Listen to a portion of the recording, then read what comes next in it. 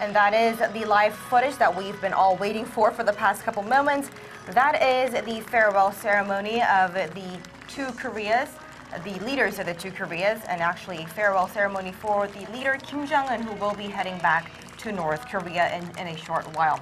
We are seeing two first couples walking down the red carpet set up at the Panmunjom, located on the border village of the Panmunjom, which is a rare occasion. Walking out for on the summit. southern side of Panmunjom, the Peace House, and the red carpet, very vivid and visible. I wonder how it would be reused later on, possibly auctioned off or kept in a museum. Speaking of red velvet, isn't that one of North Korean leader Kim Jong-un's favorite K-pop groups? That was one of the K-pop groups. Perhaps that is one subliminal message or welcoming message South Korea is trying to roll out for the important visitor. And all the people surrounding the first two couples are clapping for joy with smiles on their faces, something that reflects today's summit and how it all went, with the Panmunjom Declaration being rolled out, and we are seeing the entire delegations from both Koreas and seated. Right, for a special farewell ceremony, possibly a performance or perhaps an important farewell speech, message. We are being told that they will be viewing a video clip on something about peace on the Korean Peninsula as well. Well, Kim Jong-un's father, Kim Jong-il, was known to be a huge movie buff, so this may be in some way a tribute to the late North Korean leader as well. And also part of today's farewell ceremony will be a small orchestra playing with South Korean or the Korean traditional percussion quartet, Samulnori, also known as Samulnori in Korean. So they will be going through this video clip and we'll listen to some of the musical performances. And then once that all wraps up, the first couple of South Korea will walk the North Korean leaders. Let's listen to the performance right now.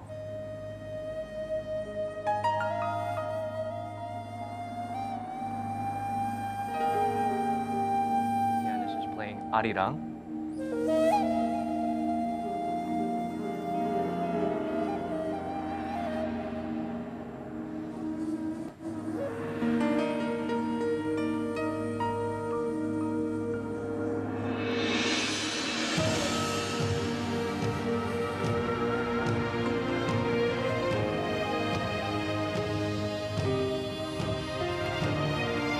Quite a scenic view. We don't see those performances on the border village of Panmunjom. It's highly guarded by both militaries of the two Koreas. But a majestic display of a sight and sound performance to delight the senses. A 4D experience, if you might add. Something that the two Korean officials had been preparing in the weeks and the days' time leading up to today's summit, holding dress rehearsals a couple days ago, and this might have been one of their agendas that they wanted to straighten out. It's interesting to note that the rather aging, rather senior officials were busy with this very upbeat, cultural, hip performance for the two leaders. It's like a cherry on top. It's like the final performance that comes together, that wraps things up for the two Korean leaders' summit today. And this is beautiful. It looks like, it feels like an extension from the inspirational and very moving performance we've had in terms of using digital technology during the ceremonies of Pyeongchang Winter Olympics.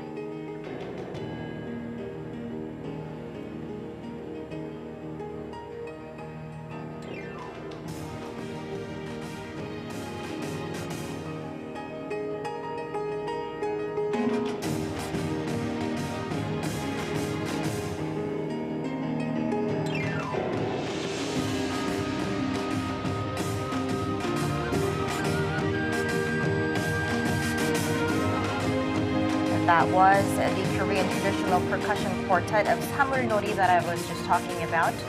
Also playing in tune with the piano, with playing of the traditional song Arirang. Right, quite a nice fusion combination of East and West, and modernity meets classics, making a casually dramatic late entrance to keep you on the edge and delight the viewers as well.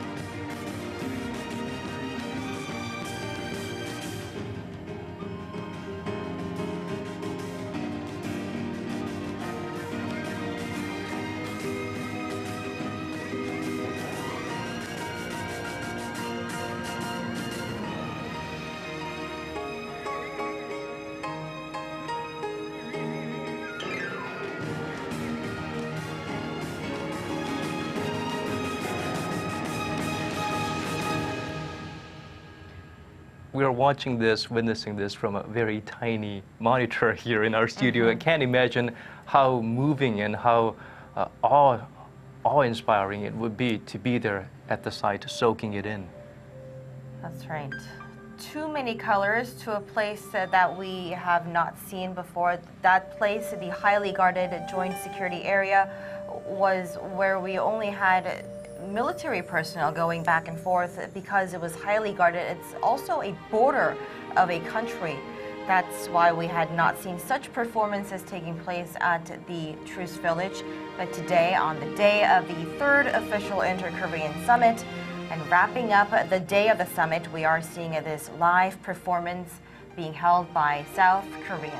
A butterfly flying freely across the fences, symbolizing the willingness and the eagerness of two Koreas to have no barriers, to be able to move inside and outside and back and forth as North Korean leader Kim Jong-un proposed during his toast. Just in tune with the Panmunjom Declaration that they have announced a couple hours ago.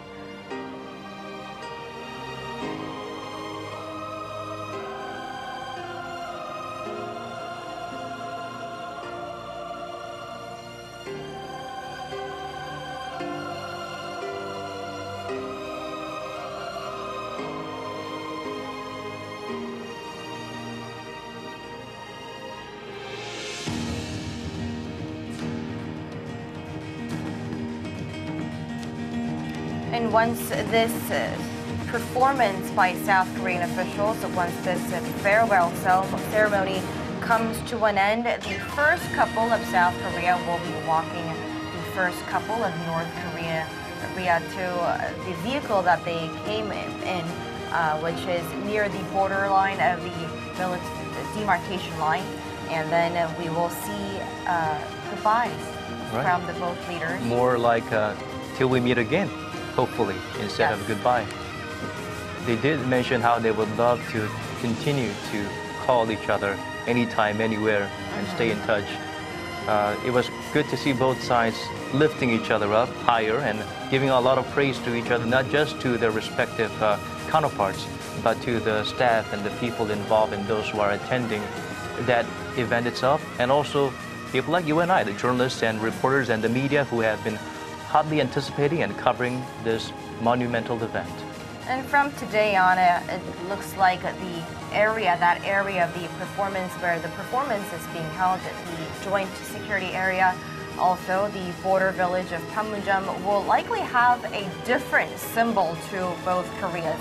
That's the place where we used to see a lot of highly guarded military personnel, but now a symbol of peace, bringing the two Koreas together.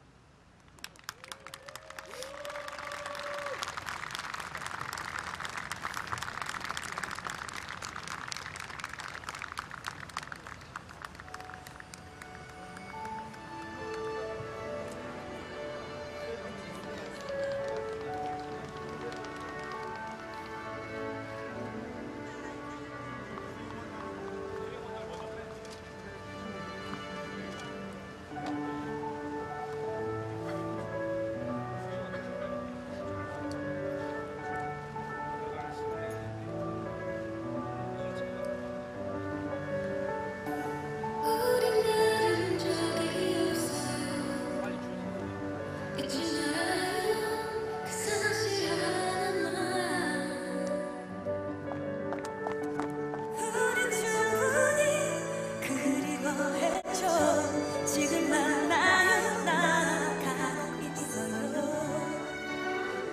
번 더